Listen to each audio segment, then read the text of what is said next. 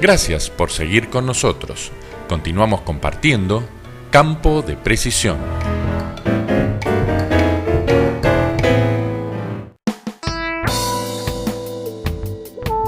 Una de las particularidades de la muestra de Varadero fue un taller abierto de siembra preparado por los organizadores de la feria con el objetivo de capacitar a los productores y contratistas en esta labor clave.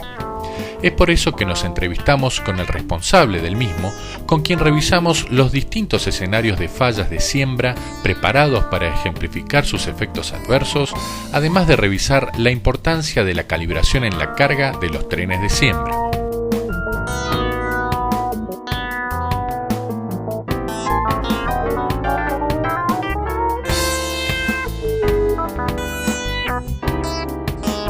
Hola, ¿qué tal? Estamos en el área de soluciones tecnológicas. Mi nombre es Fernando Cuenca y organizamos esto para capacitar al productor en algunos aspectos de la siembra. La gente participa de este taller acercándose al lugar. Generalmente son grupos de 2, 3 personas o grupos de 10, 15 personas. Los cuales se interesan sobre esto y sobre todo lo relacionado a siembra directa. Hubo personas de otros países que también quisieron saber cómo entraba todo esto y por qué la maquinaria nuestra es la adecuada para siembra directa. Probamos distintas fallas que ocurren generalmente en el laboreo o en la siembra. Una es que se corta la cadena, la transmisión, y bueno, queda toda una línea sin sembrar.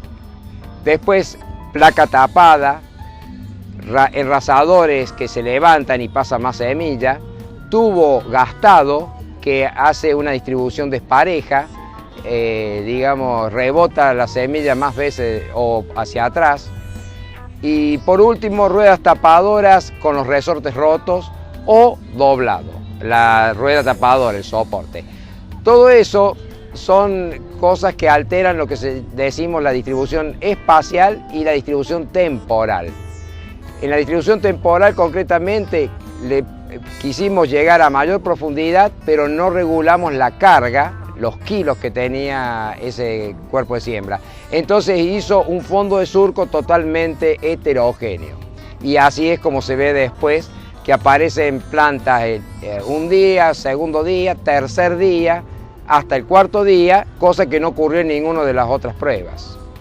Otra de las pruebas que se realizaron es de poner a profundidad de 10 centímetros una gran cantidad de fertilizante para demostrar que si se pone en forma localizada a mucha profundidad y a 3 centímetros de la semilla, no hay fitotoxicidad hacia la misma. Y ahora que está más desarrollado el maíz, se ve justamente que empieza a actuar el fertilizante.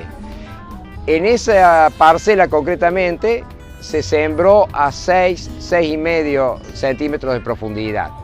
Y si ustedes observan, la planta tiene todo el desarrollo de las raíces adventicias a 4 centímetros de profundidad.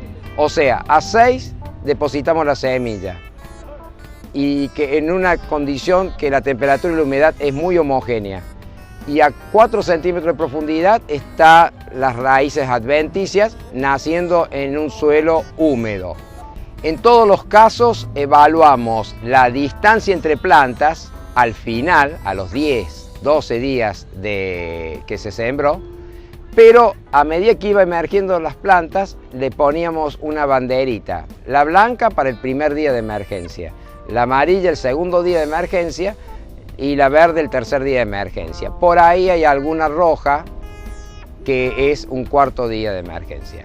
La bibliografía, los trabajos anteriores dicen que lo ideal es que entre la primera y última planta de lo que va a ser el cultivo nazcan dentro de las 48 horas. Eso es lo ideal. En todos estos casos eso prácticamente se dio, salvo en los que a propósito se generó un disturbio para ver qué pasaba. Esto le llamamos distribución temporal. El concepto es que lo que excede de esas 48 horas, de esos 2 días de emergencia, ya puede tener consecuencias en el rendimiento final. La otra variable, el otro parámetro que tomamos es la distribución espacial. Esa es muy fácil, es la más conocida, pero acuérdense que la temporal, sobre todo para el maíz, es muy importante. ¿Cómo se mide la distribución espacial?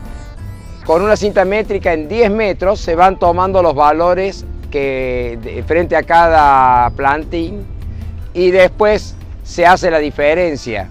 Se toma el promedio y se ve el desvío estándar. El desvío, o sea, la desviación, la variación respecto al promedio. Cuando eso excede los 5 centímetros, cada centímetro que excede representan 100 kilos de pérdida al rendimiento. Estamos en la parte donde analizamos las cargas de los cuerpos de siembra. Cualquier cuerpo de siembra que tenga disco o doble disco como abre surco necesita unos kilos, necesita una fuerza para que entre, para que profundice. Entonces, una parte de ese peso, que el peso propio del cuerpo es algo de esa fuerza, y otro es el resorte que transfiere carga del chasis al cuerpo de siembra. Generalmente el resorte está colocado entre los paralelogramos en una sembradora de granos gruesos. Bien, el comportamiento general o común de los cuerpos que nosotros utilizamos es que a medida que el cuerpo se va levantando por una elevación del suelo, va cargando más sobre ese cuerpo. Eso no lo notamos porque usamos ruedas anchas. Pero la tendencia hoy es, o mejor dicho, un comportamiento mejor se da cuando usamos carga constante. Eso se consigue o haciendo un juego de palanca o directamente tomando el resorte en la parte inferior, no al chasis, a la parte fija, sino al otro montante o al paralelogramo inferior. De esa manera se disminuye la fuerza cuando uno está levantando. ¿Cómo se distribuye esa carga, esos kilos en el cuerpo de siembra? Una parte va al doble disco para que profundice, otra parte va a las ruedas tapadoras para que hagan su función de tapado. Y todo lo que sobra lo soporta las ruedas limitadoras de la profundidad. Nosotros, cuando lo regulamos, generalmente en una posición intermedia, es para que tengamos, por ejemplo, 60 kilos en el doble disco, 50 en las ruedas tapadoras, 110 van, pero hay 20, 30 kilos más, o sea que ese cuerpo tiene 130, 140 kilos, que soportan las ruedas limitadoras de profundidad. Cuando ese cuerpo tiene que pasar un desnivel, o sea, una depresión, esos kilos disminuyen. Y cuando tiene que pasar una elevación, eso incrementa. Decíamos recién 300 kilos, pero no pongamos el ejemplo más exagerado, pongamos 250 kilos. Seguimos usando 60 para los doble discos, 50 para las ruedas tapadoras, tenemos 110 kilos, y hasta llegar a 250 hay 140 kilos que se distribuyen en las dos ruedas limitadoras de profundidad. Esa es la razón por la cual se rompen las ruedas limitadoras de la profundidad.